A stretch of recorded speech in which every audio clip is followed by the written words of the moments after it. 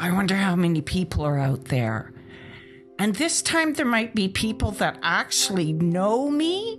And will I speak in a poised voice about this whole mission that I've become so passionate about? It's almost become my life, and it's so cathartic to my soul. I never thought on my worst day I would be able to stand in front of others and share my story. Everyone comments that we are brave. We never thought we were brave. Our story needs to be told. This is our legacy for our children.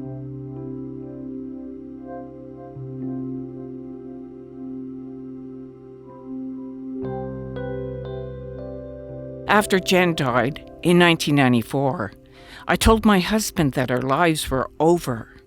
I also told my nursing colleague that I had failed as a mother. And then Pete died. My sweet Pete. It would take a long time for my beliefs to change, but they did. I know now that they did.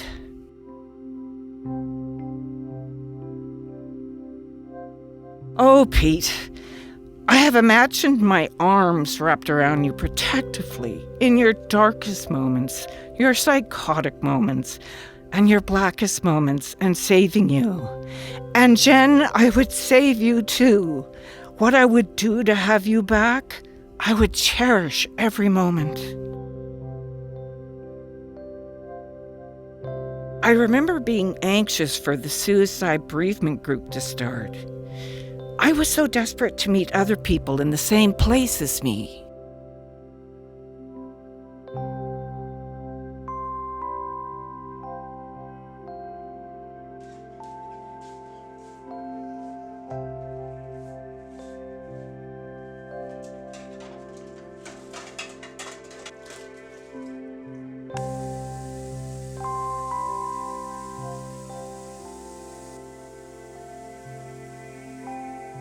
I have wonderful memories of things we did together, like when we tried to go bowling and we were so awful, gutter ball after gutter ball. Oh, the grief in the world will never take those memories away from me. Still to this day, my face is sometimes a sad mask. I love you so much, Jen and Pete. Can you see me?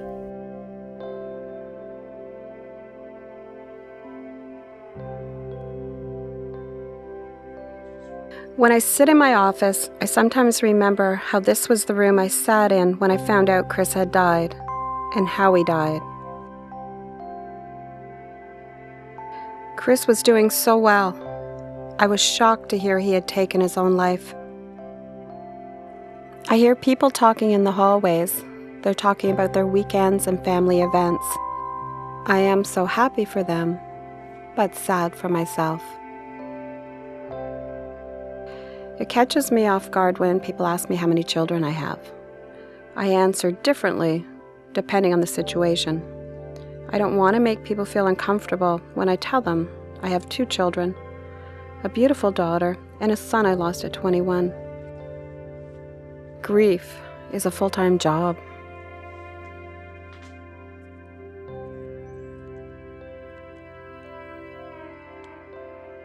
What is left of a beautiful person? Releasing balloons symbolizes so many things. It is the only way I feel I can reach him. I miss you so much, Chris. Please visit me tonight in my dreams. I need to hear you laugh again. I often go to the park to be alone and feel the warm sun on my face. I don't want to explain how I'm feeling to others. I don't want to be caught being sad. Sometimes I feel fine, and then all of a sudden the pain grabs me. It bothers me what people get caught up in and what stresses them out. I look at life so differently. Therapy for me was going for a run. I couldn't get over the power of exercise.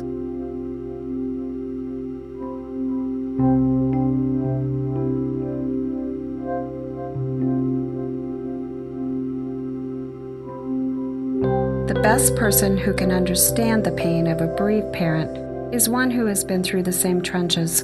Bereaved parents speak the same language. Their hearts know the same sadness. Hello? Hi, Nancy. It's Julie. Can I come over? Yeah, I'm just here by myself with Star. Yeah, come on over.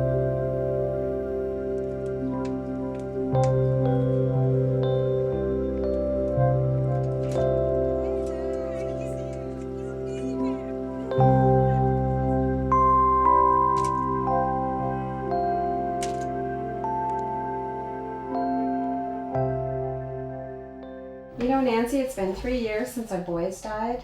I feel less triggered now from events. I find that I get through things easier, but then some days the pain is just seems to want to jump up and get me. I'm not as triggered as easily now either. And as a matter of fact, the other day I drove down Pete Street where his apartment was, and I wasn't even aware that, I didn't look for the apartment. I was just driving down the street like any normal person. And I realized later, I hadn't looked, and I thought, it's a big milestone. Yeah, that's big because a lot of times there's bad memories with certain places, and the fact that you could go down the road just shows how you've evolved that way. Yeah. You know what I find is the guilt that gets me. Uh-huh. As I try and reconcile myself with the guilt, I know that I did everything possible for Chris, but as a mom, you feel that you always have to protect. I know it wasn't my fault. Yeah, you're right. It wasn't your fault. I didn't have any relief when Jen died, but I have to say when Pete died, it was an enormous relief, and I felt guilty. It was like, oh, no phone calls, no crises. I mean, I adored him, but I have to admit, it was an enormous relief to know that 15 years of crisis after crisis had gone. Yeah. Well, it was hard for you because, 2 children, the fact that you've had long-term mental illness, years and years of enduring so many ups and downs. See, with Chris, it was different. With Chris, he didn't show any symptoms. He had, as you know, first episode psychosis that they call it, and it happened in September 2008, and by the following February, Chris is gone. We just couldn't even believe what had happened. That is so quick, Julie. That I don't know. I don't know how you made it. And it's so difficult to tell someone that you've lost a child and you've lost a child to suicide, because I find when they ask and you say suicide, they kind of look at you and say, oh. But yet, if you were to say that you lost a child to an illness or a car accident, then it's almost like the oh is different. About a month after Jen died, I went to our mall with my girlfriend, and I bumped into an older woman who happened to have her PhD in bugs or something, and she said to me, oh, it's so hard to bring up children today. And that statement is locked in my head. Do you remember too, it was a year after the boys had died, because what's been nice is that you and I met at the SOS group. So we've kept in touch, and we can talk about anything. But do you remember when we were really honest with each other, and we said after a year, it felt like the numbness had worn off, and now we were faced with harsh reality. So at that point, you really wish that you don't want to live any longer. Absolutely. But at the same time, we both knew that we would never take our own lives. But you hope for something to happen because you just don't know how you're going to continue on, because everything was so raw at that point. And I didn't expect that. No, I didn't expect it. I didn't have it after Jen died, but I had it after Pete died. So it's amazing how it can be so different. Oh yeah, but both of my grieving experiences have been very different. But thank goodness I met you too, because we could be honest about something that was so private and it seemed so horrendous. Yeah. Well, I would have never believed 3 years ago, when everything was so horrendous and so crippling, that I'd be to this point now. There's still tough days, but at the same time, the pain just seems so much more tolerable. And I never thought that would be possible. Yeah. And what keeps me going is family, friends. I've got a wonderful family. I've got 2 beautiful grandchildren. And even though both of us have been faced with so much, I think that we've realized that there is so much to go on for. Oh yeah. When you came running out in that rain and you handed me your business card, I can't tell you how much that meant to me, and that we became friends. And it was helpful for me to have you to talk to about this, and having someone to share. Yeah. That's so important. Did you find that helpful? I did, because especially is that there's sometimes when you just need to talk to someone that's been through the same situation, so it's nice to know that you're just a phone call away and we can talk about anything. Absolutely. Every time I drive by the cemetery, I like to blow a kiss to him and say hi. I can't drive by without doing this. If I don't, I feel guilty.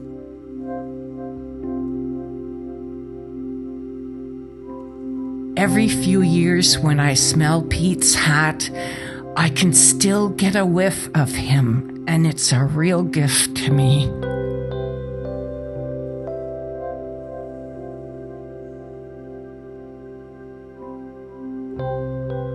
I never quite understand the meaning of an urn. I have a hard time with that word. When it came to Chris's ashes, I wasn't really comfortable with it, but then I thought one day I might want to have them in memory. I couldn't buy an urn. I had to have a pewter container. I never thought that moving Chris's ashes from behind the curtain would be so difficult. On good days, I am able to touch the pewter container I bought.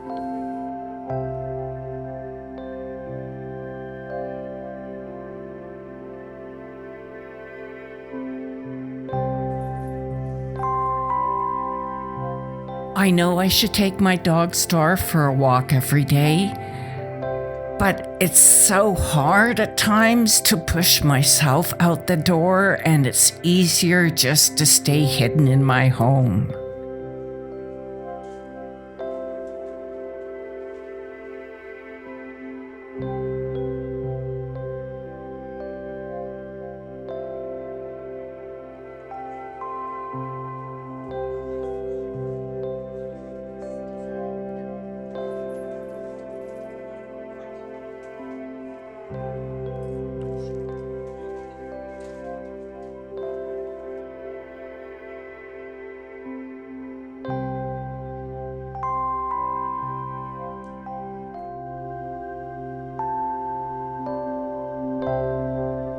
What is left of a beautiful person? I have a hard time understanding the answer to that. All I have of Chris is an urn, a bag of clothes, and a file in a funeral home. I remember looking at that file and how it struck me how awful it is that this is what I'm left with. This is silly. He is so much more. I have 21 years of memories. I want so many more.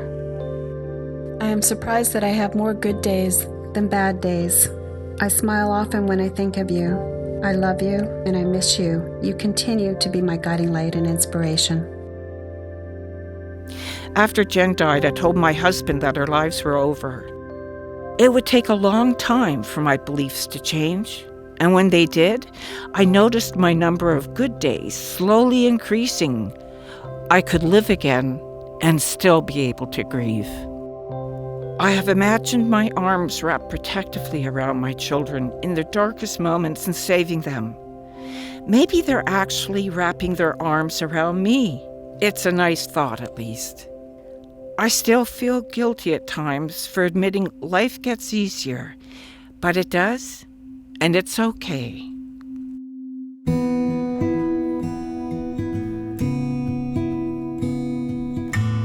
Look at where I am today. 5 years ago, I was numb, watching television every minute of the day. And look at me now. Wouldn't they be proud?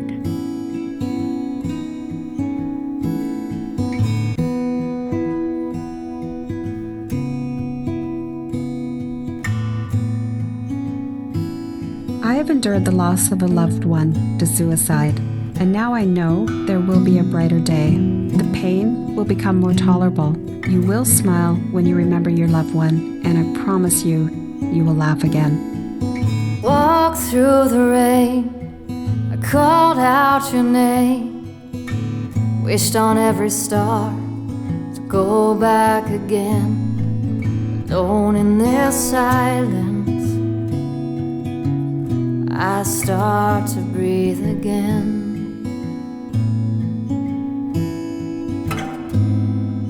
And I never thought that I could pull my feet up. 'Cause This is the hardest thing I've ever had to do.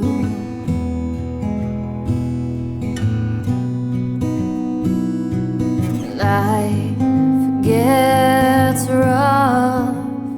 I should know I've lost enough. Everywhere that I go, I remember you.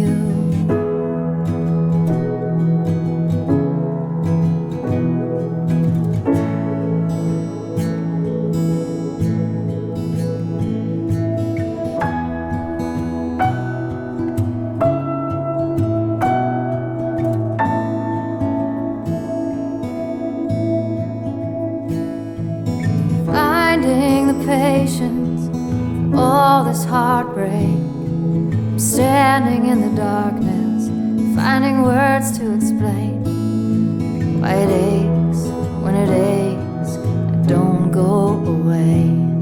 It don't go away.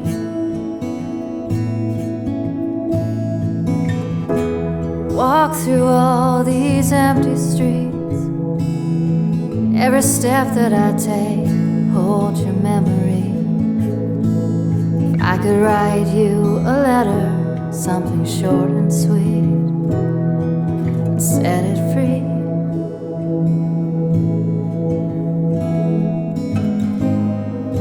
I never thought I could pull my feet up. This is the hardest thing that I'll ever have